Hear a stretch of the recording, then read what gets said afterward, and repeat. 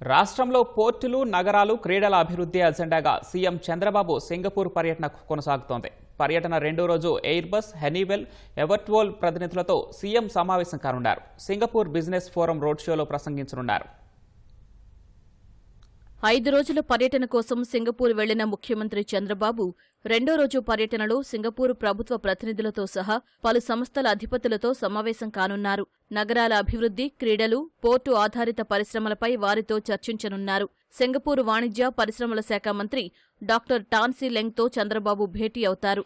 విద్యుత్, science and technology, పారిశ్రామిక సహకారంపై చర్చించనున్నారు. అనంతరం ఎయిర్ బస్ సంస్థ ప్రతినిధులు కృతివాస్, వెంకట్ కట్కూరితో సమావేశం కానున్నారు. హనీవెల్ సంస్థ ప్రతినిధులతోనూ భేటీ అవుతారు. అనంతరం బిజినెస్ రౌండ్ టేబుల్ సమావేశంలో పాల్గొననున్నారు.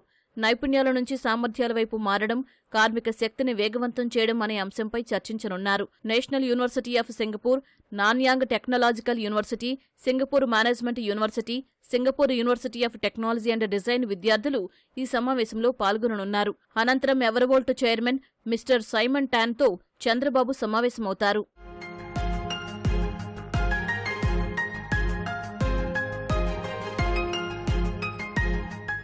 మధ్యాహ్నం సింగపూర్ స్పోర్ట్స్ స్కూల్ను సందర్శించనున్న చంద్రబాబు రాష్ట్రంలో క్రీడల అభివృద్ధి ప్రణాళికలు అనుసంధానించే అంశంపై చర్చించనున్నారు. అనంతరం టుయాస్ పోర్టు సైట్లో పర్యటించనున్నారు.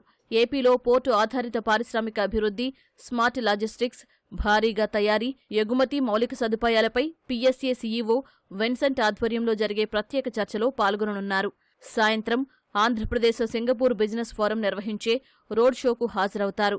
సింగపూర్ అంతర్జాతీయ పెట్టుబడిదారుల సమక్షంలో రాష్ట్ర అభివృద్ధి ప్రణాళికలపై చంద్రబాబు ప్రసంగిస్తారు. అనంతరం అదానీ పోర్ట్స్ ఎండీ కరణ్ అదానీతో ప్రత్యేక సమావేశం కానున్న సీఎం ఏపీలో పోర్టుల అభివృద్ధి, పెట్టుబడులపై చర్చించనున్నారు.